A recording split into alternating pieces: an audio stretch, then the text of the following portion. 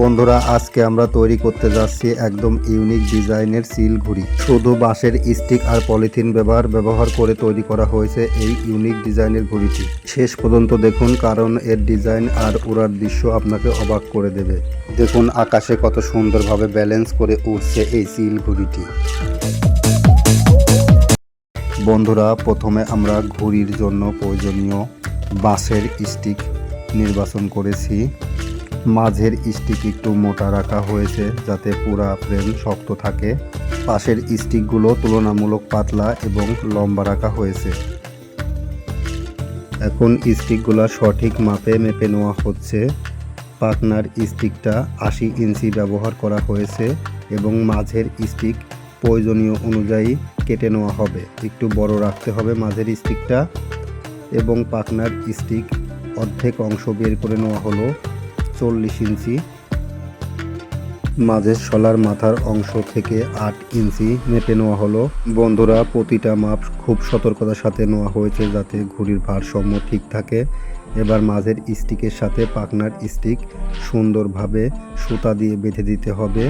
মাপ ঝোঁকগুলো ঠিক থাকলে উড়ানোর সময় ঘুড়ি খুব ভালো পারফরমেন্স করে। এবার পাকনার স্টিকের সাথে লম্বা সুতা বেঁধে নেওয়া হচ্ছে। এবার ধীরে ধীরে বাঁকিয়ে কাঙ্ক্ষিত আকৃতি তৈরি করে নেওয়া হচ্ছে।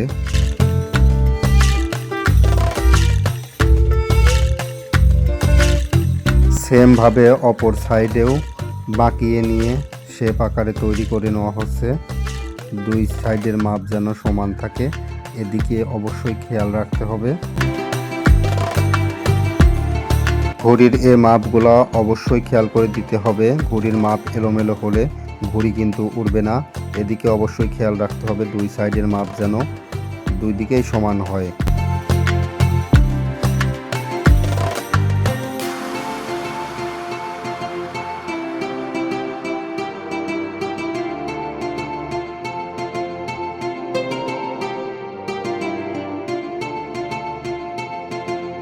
এবার পাকনার নিচের সাইডের জন্য আরেকটি স্টিক অ্যাড করা হলো, যার মাপ 65 ইঞ্চি।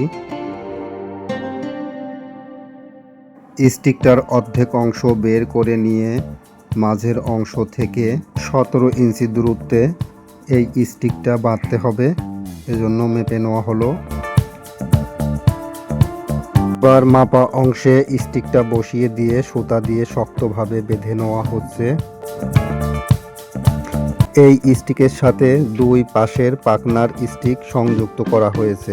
এতে ঘুড়ির পাকনা আরও শক্ত এবং স্থিতিশীল হয়ে উঠছে। এটি বাতাসের সাথে লড়াই করতে পারবে খুব সহজেই।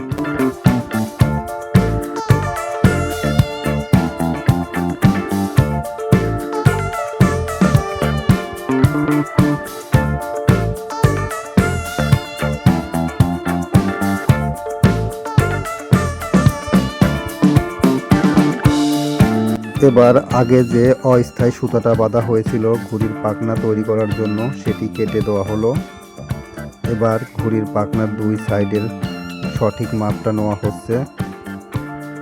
ঘুড়ির মাথার সাইডে একটু ফেরে নিতে হবে, এভাবে খাড়া অংশে লম্বা দুই সাইডে সুতা বেঁধে নিতে হবে। এটা ঘুড়ির মাথা তৈরি হচ্ছে। এক সাইডের মাপ অনুযায়ী দুই সাইডেই যেন একই মাপে এই সুতাটা বাঁধা হয়, এদিকে খেয়াল রাখতে হবে। বন্ধুরা, এই সুতা দ্বারাই ঘুড়ির বডি ফ্রেম তৈরি হবে। এই সুতা দিয়েই ব্যালেন্স করে ঘুড়ির ফ্রেম তৈরি করা হবে। এই বাঁধাগুলা যেন আরও মজবুত এবং স্ট্রং হয়। দুই সাইডের মাপটা মিলিয়ে নেওয়া হচ্ছে, সঠিক আছে কিনা। এই মাপগুলা অবশ্যই আপনারা মিলিয়ে নেবেন। ছোট বড় হলে অবশ্যই ঠিক করে নিতে হবে। বন্ধুরা, নিচের অংশের দুই সাইডেও এভাবে মেপে নেওয়া হলো। মাপা অংশে সুতাটা বেঁধে দিয়ে ব্যালেন্স ঠিক করা হচ্ছে।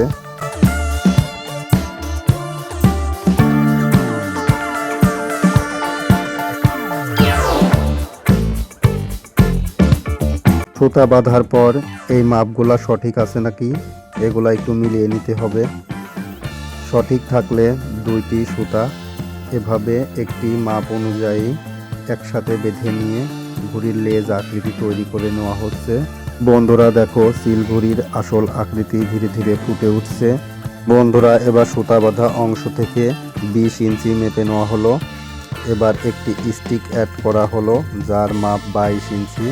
সেটির মাঝামাঝি অংশ বের করে নিয়ে নিচের অংশে এভাবে সুন্দর করে সুতা দিয়ে বেঁধে নেওয়া হচ্ছে বন্ধুরা। আমাদের স্টিক বাঁধা শেষ। এবার দুই সাইডে সুতা এভাবে সুন্দর করে স্টিকের দুই সাইডে একই মাপে বেঁধে দিতে হবে। দুই সাইডের মাপটা যেন অবশ্যই সঠিক হয়, এদিকে খেয়াল রাখতে হবে। বন্ধুরা, আমাদের ঘড়ির ফ্রেম বানানোর কাজ শেষ হয়েছে। এবার ঘড়িতে কাভারিং করতে হবে পলিথিন পেপার দিয়ে। এখন শুরু হচ্ছে পলিথিন পেপারের কাজ। মাঝের অংশে মেন বেস সাইডটায় নীল রঙের পলিথিন পেপার লাগানো হয়েছে। সঠিক মাপ অনুযায়ী পলিথিন পেপার কেটে নেওয়া হচ্ছে। এই পলিথিন পেপার কাটার সময় খুবই সতর্কতার সাথে কাটতে হবে, কোনোভাবেই যেন ঘুড়ি থেকে ছোট না হয় পলিথিন পেপার, এদিকে অবশ্যই নজর রাখতে হবে। এবার কয়েলের তাপ ব্যবহার করে ফ্রেমের সাথে সুন্দরভাবে পলিথিন পেপার লাগিয়ে দেওয়া হচ্ছে। আপনারা চাইলে এই পলিথিন পেপার লাগানোর জন্য সুই বা সুতা ব্যবহার করতে পারেন, এটা দিয়েও লাগানো যায়। এভাবে সুন্দর করে লাগিয়ে দিতে হবে বন্ধুরা। পলিথিন পেপার লাগানোর সময় অবশ্যই খেয়াল করে লাগাতে হবে যাতে খুবই সুন্দরভাবে আটকে থাকে, বাতাসের চাপে যাতে খুলে না যায়। পাখনার দুই সাইডে ব্যবহার করা হয়েছে কালো রঙের পলিথিন। পাখনার মাপ অনুযায়ী সুন্দর করে কেটে নিলাম পলিথিন পেপার এবং কয়েলের তাপ ব্যবহার করে লাগিয়ে দেওয়া হচ্ছে। অপর সাইডেও সেম একইভাবে পলিথিন পেপার লাগানো হবে বন্ধুরা।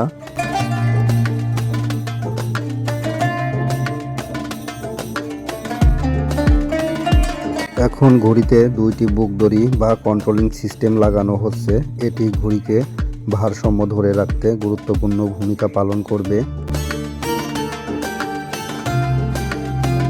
ঘড়ির মাঝের স্টিক এবং পাখনা স্টিক যেখানে সংযোগস্থল সেখানে একটি বুক দড়ি এবং নিচের যেখানে পাখনার স্টিক এবং মাঝের স্টিক সংযোগস্থল সেখানে একটি বুক দড়ি, মোট দুইটি বুক দড়ি ব্যবহার করা হয়েছে।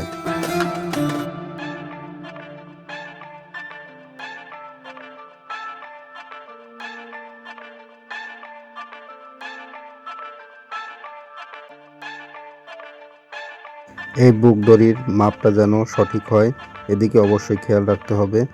যে কোনো ঘড়ির জন্য বুক দড়ি খুবই গুরুত্বপূর্ণ। বুক দড়িটা অবশ্যই মাপটা যেন সঠিক হয়, এদিকে খেয়াল রাখতে হবে। ভিডিওতে দেখানো অনুযায়ী বুক দড়িটা দিয়ে নিতে হবে বন্ধুরা।